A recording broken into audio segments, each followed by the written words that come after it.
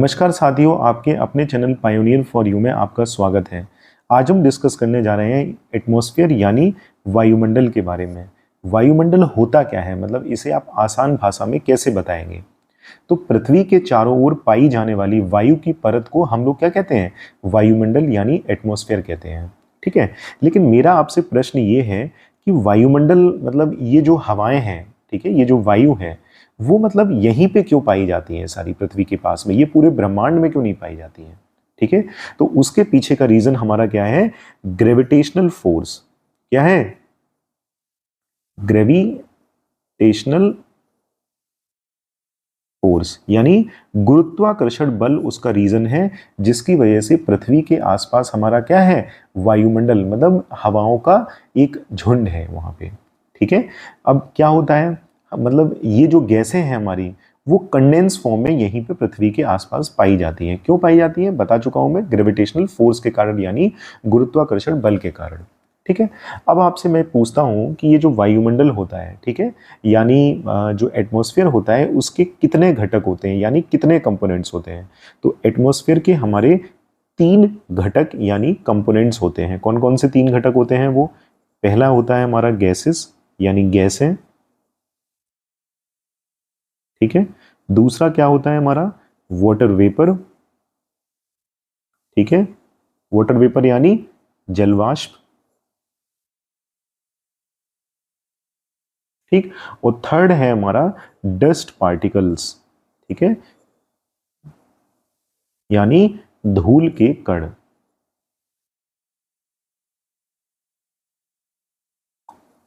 ठीक है, इतना समझ गए आप लोग, ये क्या होते हैं, ये हमारे क्या होते हैं, ये वायुमंडल के 3 प्रमुख घटक यानी 3 इंपॉर्टेंट कंपोनेंट्स होते हैं हमारे।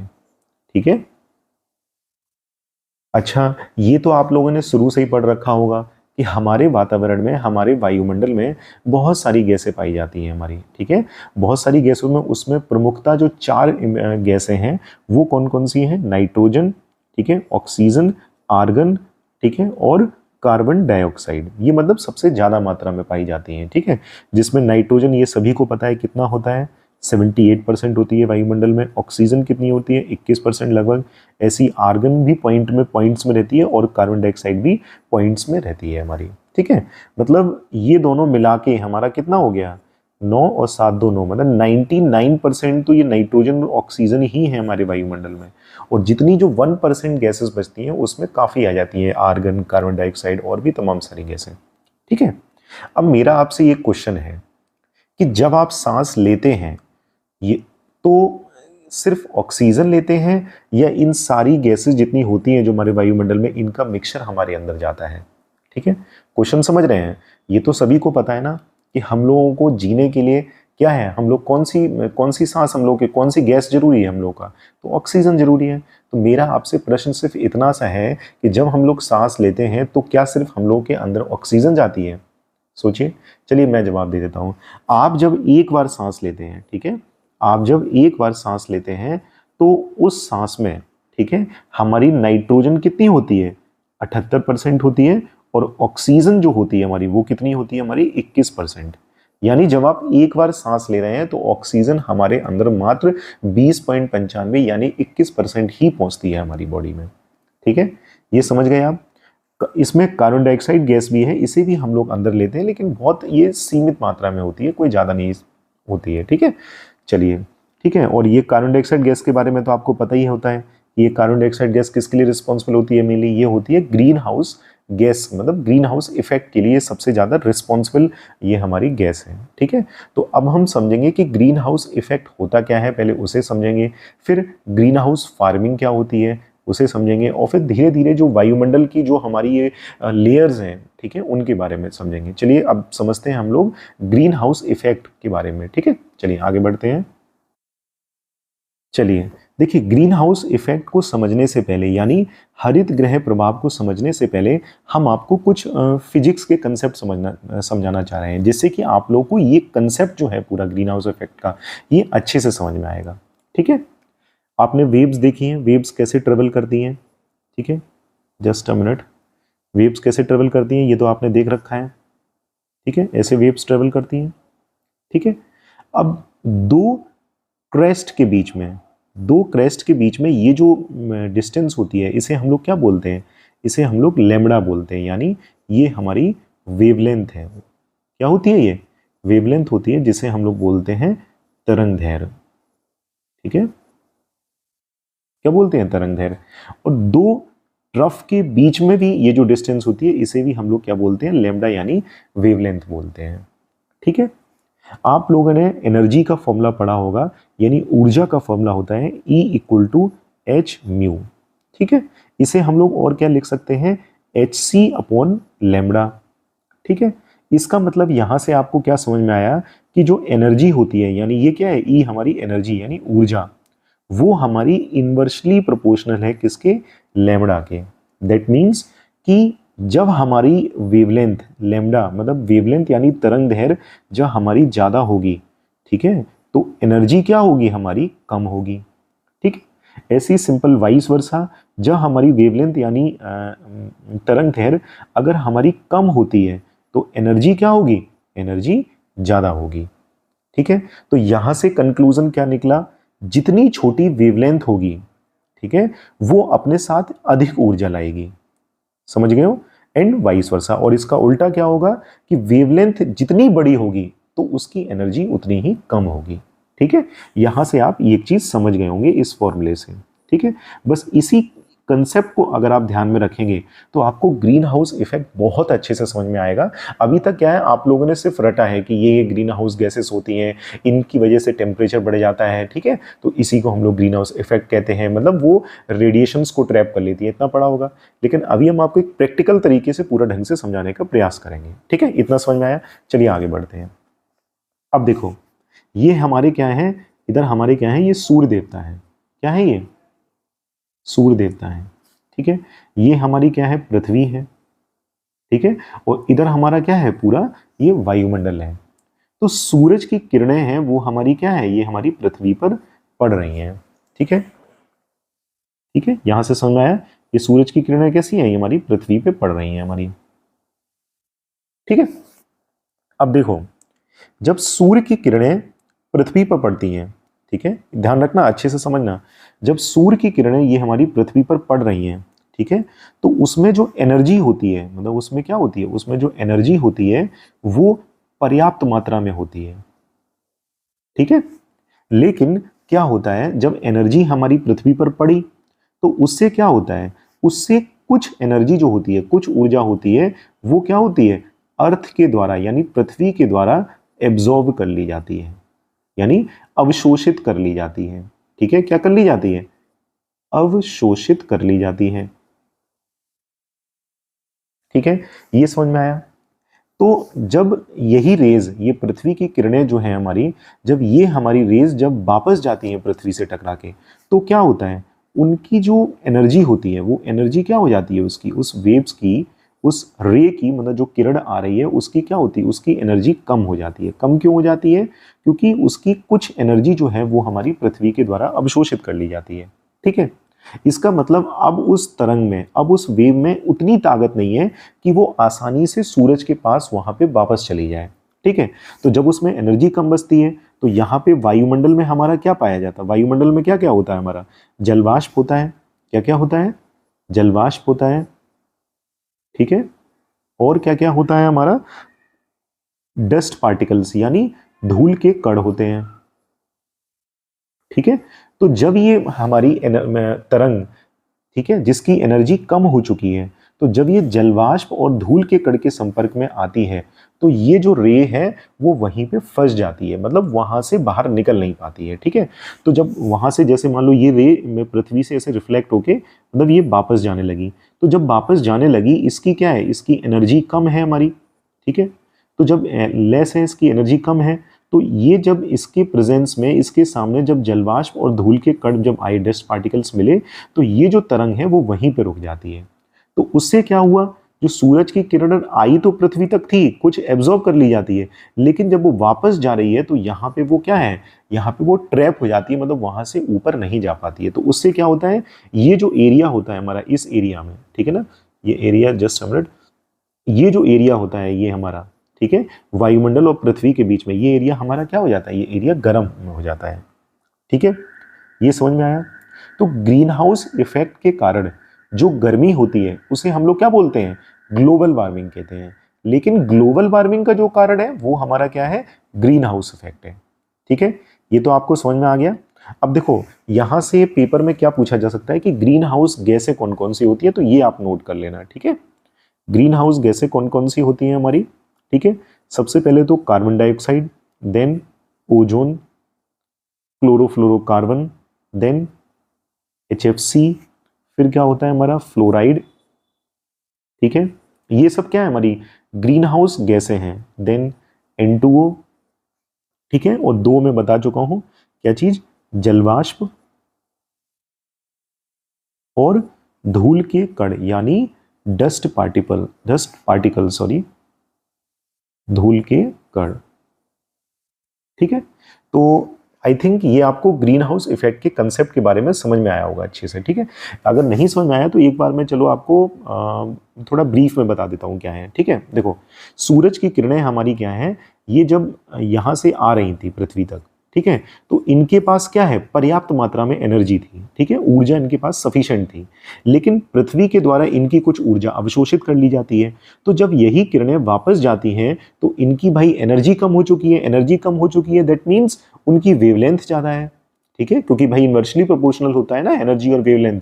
तो जब इनकी एनर्जी कम होती है इस रेस की, और जब इसके प्रेजेंस में जलवाष्प और धूल के कण आते हैं, तो ये जो रेज होती हैं वो हमारी वहीं पे ट्रैप हो जाती है, मतलब ऊपर नहीं जा पाती हैं। तो जब ऊपर नहीं जा पाती हैं तो क्या होता है, ये इस एरिया में क्या कर देती हैं, ये गर्मी कर देती हैं। ठीक है, तो इसी को हम लोग बोलते हैं ग्रीन हाउस इफेक्ट। ठीक है, अच्छा इसी में मैं आपको अगर ये पूछता हूँ कि बादल कैसे बनते हैं। ठीक है, अगर जैसे मैं ये पूछूं आपको कि बादल का, तो आपने समझा होगा ना कि बादल देखता है बादल कैसे बनते हैं। तो बादल का देखो, अगर मैं एक लाइन में बोलूं कि बादल कैसे बनते हैं, आप कैसे बताओगे, तो सिंपल समझ लो क्या है कि जब डस्ट पार्टिकल्स, ठीक है, डस्ट पार्टिकल्स यानी जब धूल के कण, ठीक है, जब डस्ट पार्टिकल्स के चारों तरफ, जब डस्ट पार्टिकल के चारों तरफ वाटर वेपर यानी जलवाष्प, वाटर वेपर के चिपकने से, समझ में आया कि जब डस्ट पार्टिकल के चारों तरफ वाटर वेपर चिपक जाते हैं, ठीक है, तो हमारा क्या है, बादलों का निर्माण होता है। तो ये कंसेप्ट ध्यान में रखना। ठीक है, और जब जब बादलों का निर्माण होता है, ठीक है, और जब इन्हीं में से जब ऊर्जा प्रवाहित होने लगती है, इसमें क्या, एक मिनट थोड़ा हौच-पौच हो गया लेकिन समझने का अच्छे से देखना आप लोग।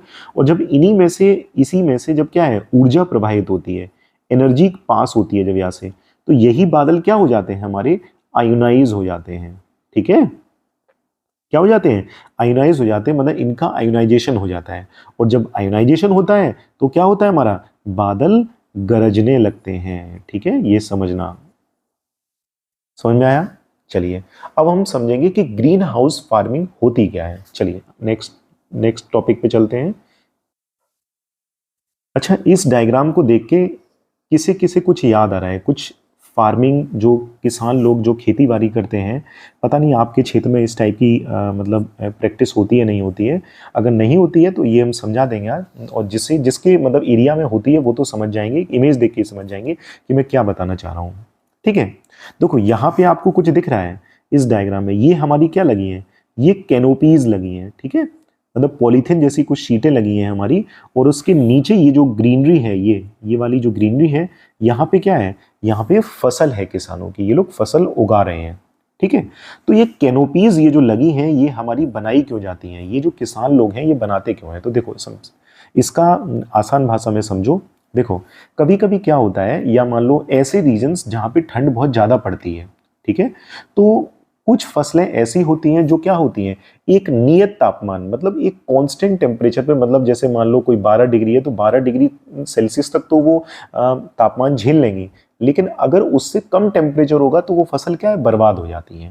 ठीक है, तो जब किसान, मतलब जो लोग ऐसे एरियाज में रहते हैं जहाँ पे ठंड बहुत ज़्यादा पड़ती है, ठीक है, तो उस केस में क्या होता है हमारा कि किसानों को मान लो ऐसी फसल उगानी है जो नियत तापमान पे उगती है, तो वो लोग ऐसी कैनोपीज लगा देते हैं। ठीक है, तो जब सूरज की रोशनी इस पे पड़ती है तो यहाँ से सूरज की रोशनी छन के क्या है, नीचे चली जाती है, इन फसलों पे चली जाती है। ठीक है, तो जब नीचे फसलों पे जब ये सूरज की रोशनी जाती है तो नीचे जो ऊर्जा पहुंची तो वो हमारी नीचे ट्रैप हो जाती है, मतलब रुक जाती है, फिर वो क्या है, बाहर एमिट नहीं हो पाती है, बाहर निकल नहीं पाती है। तो बाहर निकल नहीं पाती है तो उससे क्या होता है, उससे ये होता है कि बाहर का टेम्परेचर तो कम है लेकिन अंदर का टेम्परेचर क्या है, हमारा समान बना रहता है, मतलब उस फसल के लिए जितना उसे चाहिए उससे ज्यादा रहता है। ठीक है, तो इससे क्या है, किसानों की फसल हमारी जो है वो बची रहती है, वो फसल बर्बाद होने से क्या होती है, बच जाती है। तो ये सब प्रोसेस जो होती है ग्रीन हाउस फार्मिंग, ये किस प्रिंसिपल पर काम करती है, किस प्रिंसिपल काम करती है बताओगे जरा कोई?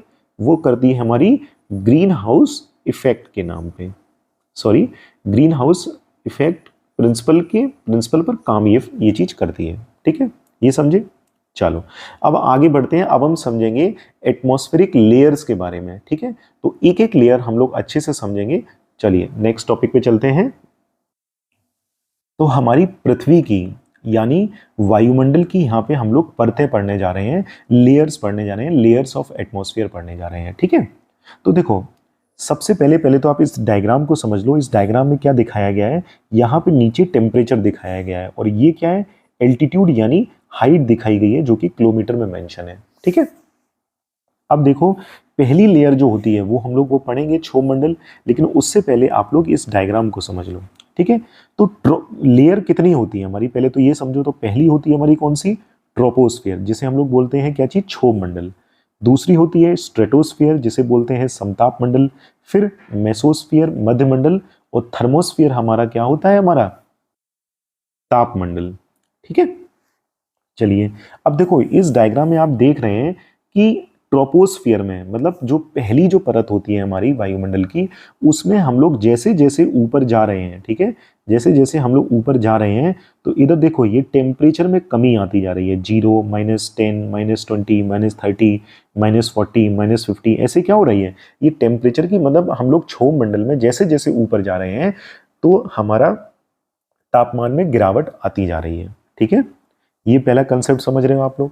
ठीक है, अभी हम लोग पहली परत को ये अच्छे से समझेंगे, फिर धीरे धीरे जितनी भी परत है उसे अच्छे से समझेंगे। ठीक है, तो पहला पॉइंट है हमारा ट्रोपोस्फियर यानी किसमें, क्षोभमंडल में, कि क्षोभमंडल की जो ऊंचाई जो होती है हमारी वो विषुवत रेखीय क्षेत्र में अधिक तथा ध्रुवीय क्षेत्र में कम पाई जाती है। ऐसा क्यों, मतलब मेरे कहने का मतलब समझ रहे हो, जैसे मान लो ये हमारी पृथ्वी है तो विषुवत रेखा मतलब हम इक्वेटर की बात कर रहे हैं, इक्वेटर कहाँ पे होता है हमारा, 0 डिग्री पे होता है। तो इस एरिया में जो क्षोभमंडल की जो ऊंचाई जो होती है वो हमारी अधिक होती है, ज्यादा होती है। ठीक है, यहाँ पे जो क्षोभमंडल की ऊंचाई होती है, मतलब विषुवत रेखा के पास में, वहां पे क्षोभमंडल की ऊंचाई ज्यादा होती है। लेकिन पोल्स में, ठीक है, ध्रुवों पर क्या होती है, यहाँ पे जो इनकी जो ऊंचाई होती है वो हमारी कम कम होती है। ठीक है, अब ऐसा क्यों होता है तो ये भी सुन लो। ऐसा इसलिए होता है क्योंकि इक्वेटर पर यानी भूमध्य रेखा यानी विषुवत रेखा पर जो ग्रेविटी होती है हमारी, ठीक है, ग्रेविटी जो होती है वो हमारी क्या होती है, कम होती है। ठीक है, इसीलिए यहाँ पे क्षोभमंडल की जो ऊंचाई होती है हमारी वो कितने से कितने होती है, वो 16 से 18 किलोमीटर तक वेरी करती है।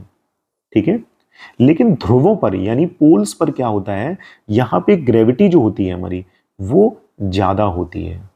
ठीक है, तो इससे क्या होता है, इससे जो क्षोभमंडल की जो ऊंचाई होती है वो कितनी रह जाती है, वहां पे 8 से 10 किलोमीटर के बीच में वहां पे रह जाती है। ठीक है, ये तो समझ में आ गया।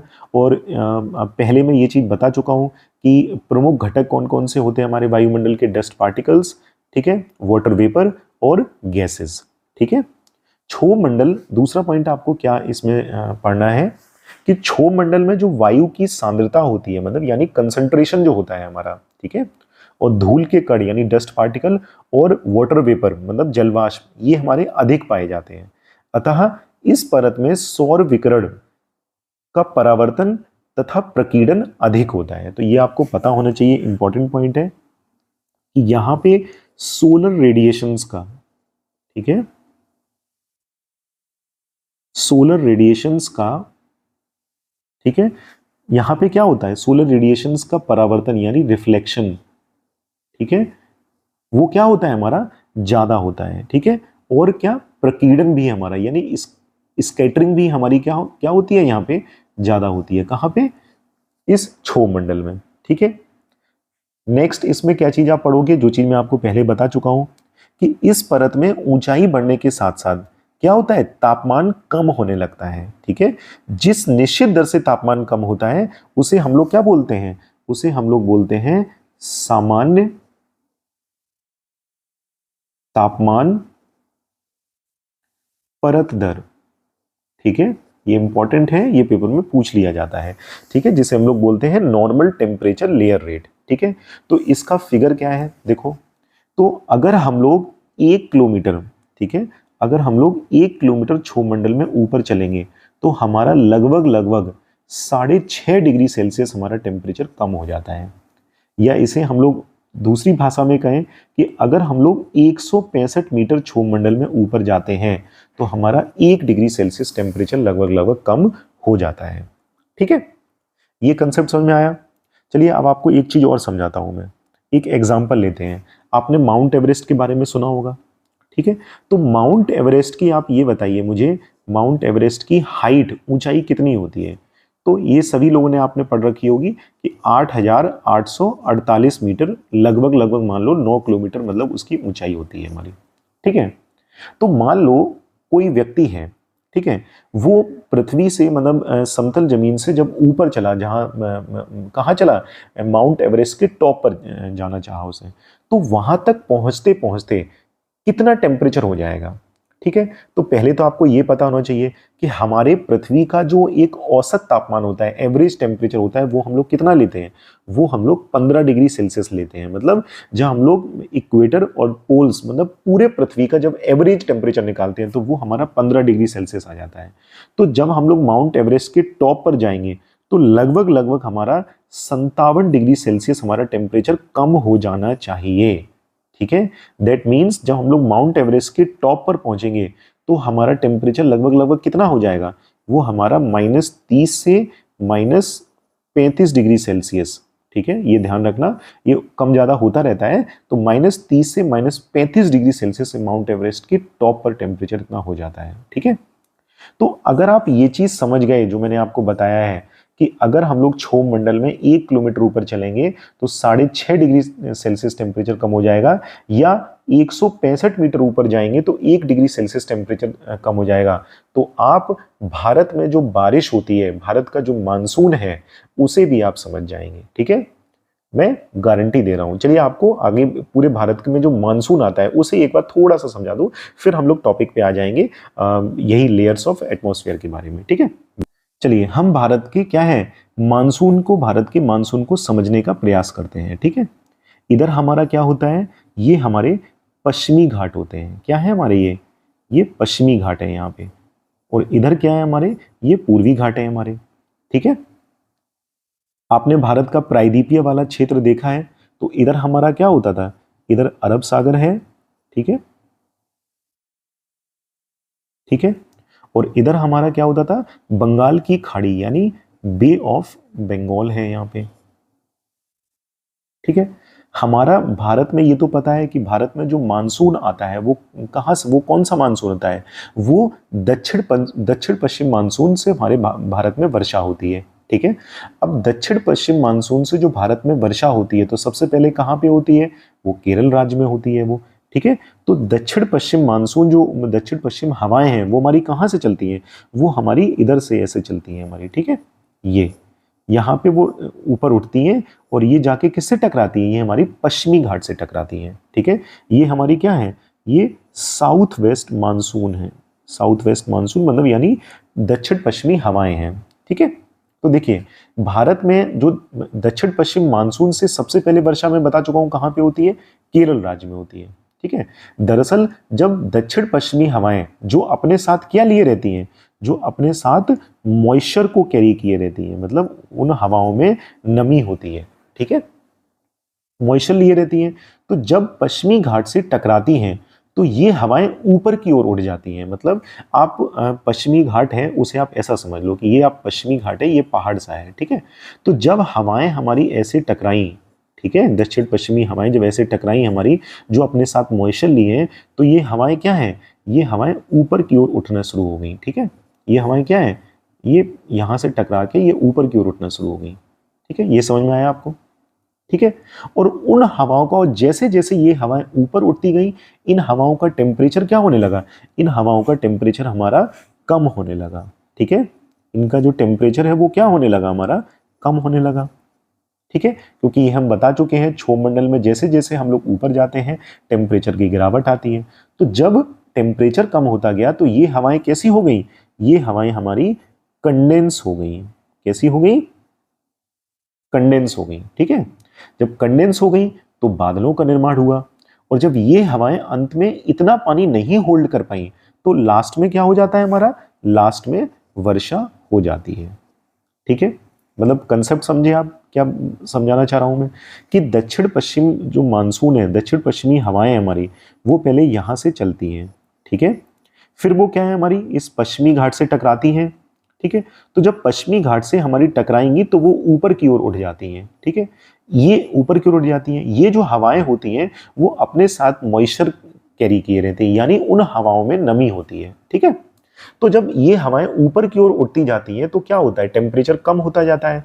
तो जब टेम्परेचर कम होता है तो ये हवाएं क्या होती हैं, कंडेंस हो जाती हैं। तो जब कंडेंस हो जाएंगी तो क्या होगा, हमारा बादलों का निर्माण होगा। बादलों का निर्माण कैसे होगा, मैं बता चुका हूं आपको। ठीक है, जब धूल के कण और क्या है हमारे जलवाष्प मिलते हैं हमारे, तब बादलों का निर्माण होता है। ठीक है, तो उससे बादलों का निर्माण हो गया।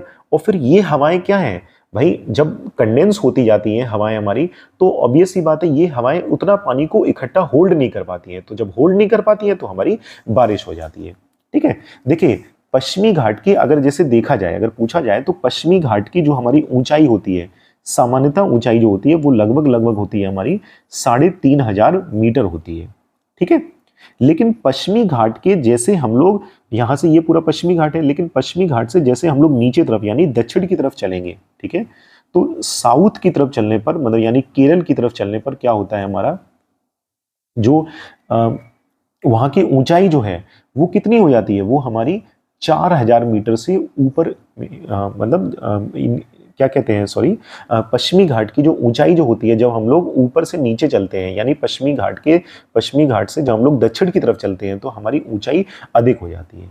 ठीक है, तो सब प्रोसेस चल रहा था, तो इससे क्या होता है, ये जो हवाएं हैं हमारी, वो पश्चिमी घाट के पश्चिमी किनारे पर तो खूब वर्षा करवाती हैं। मतलब ये हवाएं जब चल रही थी यहाँ पे ऐसे, ठीक है, तो जब पश्चिमी घाट से टकराई तो इस एरिया में तो बहुत बारिश होती है। इसीलिए इस एरिया में क्या है, इसके मतलब पश्चिमी घाट के पश्चिमी किनारे पर मतलब जब बारिश बहुत होती है तो क्या है, यहाँ पे सघन वन, मतलब बहुत घने जंगल पाए जाते हैं। लेकिन इसके पूर्वी, मतलब यही पूर्वी और पश्चिमी घाट का ये वाला एरिया कौन सा, ये पूर्वी किनारा हुआ। ठीक है, तो यहाँ पे इस एरिया में बारिश कम होती है, यानी सूखा जैसी कंडीशन होती है। अब वो एरियाज कौन कौन से होते हैं, जैसे कि कुछ महाराष्ट्र का हो गया, हमारा कर्नाटक हो गया, इधर तेलंगाना का आ जाता है। तो यहाँ पे क्या है, वहां पे कुछ रीजन्स में सूखा पड़ता है। ठीक है, यही कारण है कि जब आप मेघालय जाते हैं तो फिर वहां पर बंगाल की खाड़ी की जो साउथ वेस्ट मानसून शाखा है वो मेघालय के पहाड़ों में जाती है और ऊपर चढ़ के चेरापूंजी और मौसिन राम में बारिश होती है। ठीक है, इनका तो नाम आपने सुना होगा ना, चेरापूंजी, ठीक है, और कहां पे बारिश होती है, और मौसिन राम में इससे बारिश होती है। ठीक है, अब अगर मैं आपसे ये पूछूं कि हिमालय में बर्फबारी क्यों होती है, तो सिंपल सा आंसर है, आप समझ गए होंगे, क्योंकि हवा ऊपर जाकर कंडेंस होती है तो इसलिए बर्फबारी होने लगती है। ठीक है, अब जहां क्षोभ मंडल समाप्त होता है, ठीक है, तथा समताप मंडल शुरू होता है, वहां एक संक्रमण परत यानी ट्रांजिशन लाइन होती है, जिसे हम लोग क्या बोलते हैं, जिसे हम लोग क्षोभ सीमा बोलते हैं। क्या बोलते हैं, क्षोभ सीमा यानी ट्रोपोपॉज बोलते हैं। ठीक है, इसे मैं आपको डायग्राम में समझा देता हूं, ये कहां होता है ट्रोपोपॉज। वेट अ सेकंड, देखिए यहाँ पे आपको ये दिख रहा है, ये ट्रोपोस्फियर है। ठीक है, तो ट्रोपोस्फियर का ये वाला जो पार्ट है ये दिख रहा है ट्रोपोपॉज, क्षोभ सीमा। तो ये क्या होती है, यहाँ पे क्या होता है, क्षोभ मंडल की जो जो भी गतिविधियां होती हैं तो वहां पे ट्रोपोपॉज में वहां पे जाके क्या है, रुक जाती है। ठीक है, तो वो एक कह सकते हो कि एक वो ट्रांजिशन लाइन है। ठीक है, तो आज के लिए बस इतना ही। नेक्स्ट वीडियो में हम लोग वायुमंडल की और परतों को अच्छे से समझेंगे, जैसे कि स्ट्रेटोस्फीयर समताप मंडल के बारे में समझेंगे, मध्य मंडल के बारे में समझेंगे, ताप मंडल यानी थर्मोस्फीयर के बारे में समझेंगे। ठीक है, उसके दो भाग जो होते हैं हमारे, आइनोस्फीयर यानी आयन मंडल और बहिर्मंडल यानी एक्सोस्फीयर, उसे भी हम लोग समझने का प्रयास करेंगे। तो ठीक है, तो आज के लिए बस इतना ही। अगर आपको मेरी दी हुई जानकारी अच्छी लगती है तो चैनल को सब्सक्राइब करें। Okay, thank you so much.